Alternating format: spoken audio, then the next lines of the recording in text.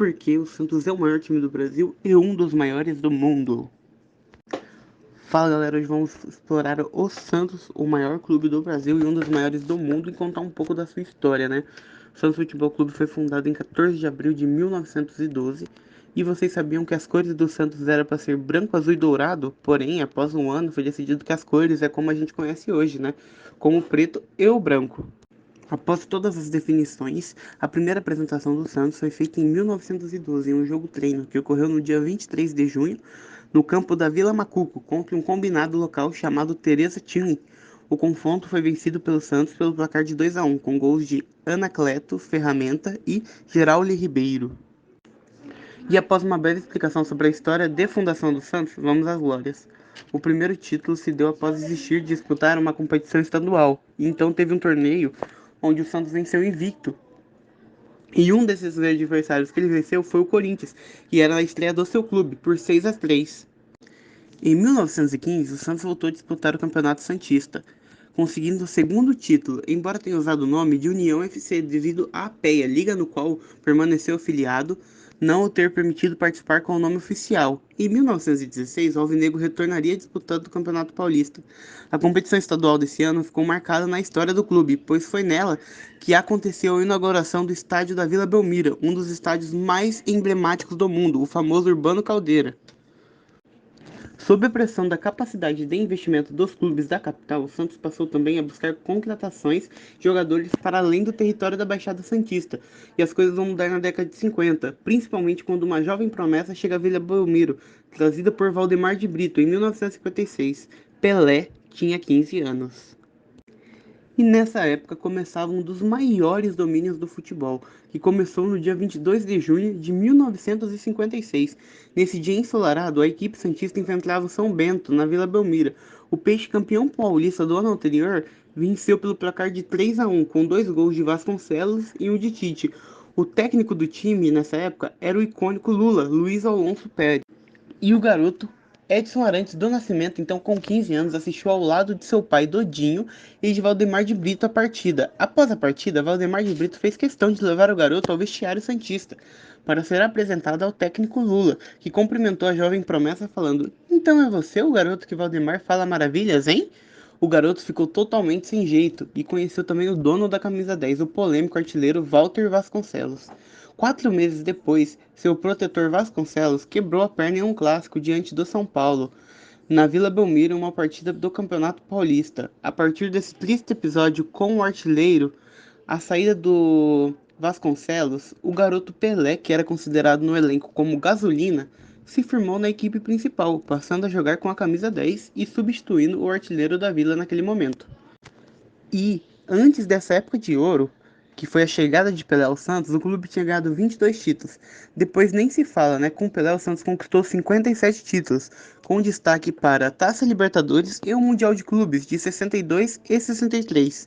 O Campeonato Brasileiro de 61, 62, 63, 64, 65 e 68. E muitos outros. Após Pelé, o Santos continuou sendo vitorioso, tendo de 75 até os anos 2000 mais de 19 títulos. Após todas essas eras mágicas do Pelé, os anos também que o Santos depois conquistou 19 títulos, começava o ano de 2000 e a nova era do Santos vinha por aí. No começo dos anos 2000, o Santos tinha conquistado o melhor dos séculos nas Américas. Porém, a torcida queria um time para ganhar o Brasileiro, porque após 32 anos, o Santos não tinha ganhado o Brasileiro ainda. E com um time cheio de jovens como Robinho, Diego, comandado por Emerson Leão, chegou conquistando o 7º brasileiro da sua história, no ano de 2002, e o 8º brasileiro em 2004, comandado pelo técnico Vanderlei Luxemburgo. E mais uma vez um jovem mudaria a história do Santos.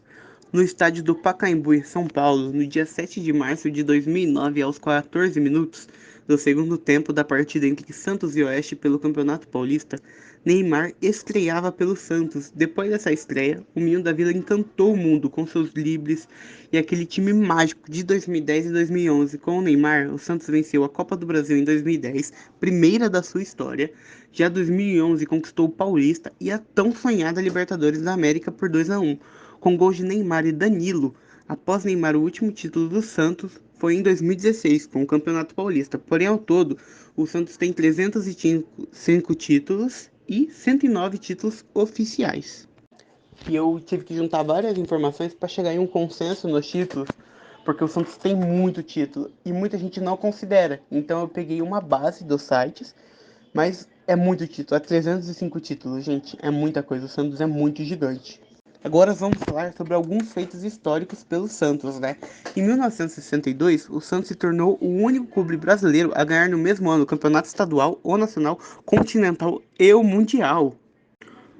O Santos é o clube que mais conquistou competições oficiais ou não oficiais em um mesmo ano, 8 títulos em 1968. O primeiro clube a alcançar a marca de 5.700 jogos realizados. O Santos é recordista mundial em jogos disputados em uma mesma temporada, 99 jogos em 1959.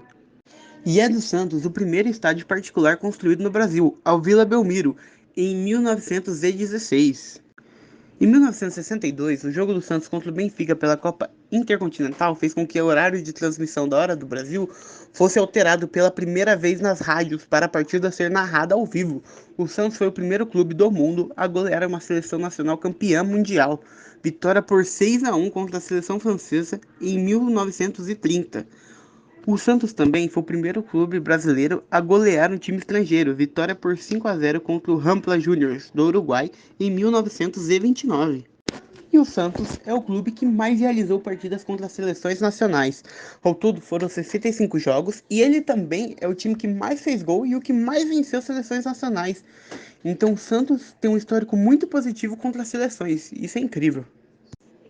O Santos, no dia 4 de fevereiro de 1969, o time da Vila Belmiro, 6 vezes campeão brasileiro e bicampeão do mundo, que se apresentou em um palco de guerra e o encanto que ele proporcionava, além da figura mítica do Pelé, ao menos por alguns dias trouxe paz ao povo nigeriano, que chegou a parar uma guerra para ver o Santos jogar. É simplesmente incrível. Imagina você estar em um cenário de guerra muito feio, que era na Nigéria, e o Santos estava fazendo a excursão pelo mundo, como sempre fez, e vai jogar lá o Santos, o time de Pelé, e eles simplesmente entraram em consenso de paz por alguns dias para poder ver esse time do Santos jogar. Então isso é um feito histórico que nenhum outro time conseguiu. Isso o Santos vai levar para sua marca para sempre. E é o time que parou uma guerra. Não tem jeito. Fora isso, o Santos tem muito mais história, muita mais conquistas, tem todos os reis de cada canto do futebol, né? Tem a rainha do futebol brasileiro, que é a Marta, o rei do futebol, que é o Pelé, o rei do futsal, que é o Falcão. Então, isso é apenas uma breve história do clube, para não deixar o vídeo longo. Eu espero que vocês gostem. E o vídeo é a história do Santos Futebol Clube, o maior clube do Brasil e um dos maiores do mundo. Espero que vocês tenham gostado. Meu nome é Guilherme. Deixa o like, se inscreva no canal. Tamo junto!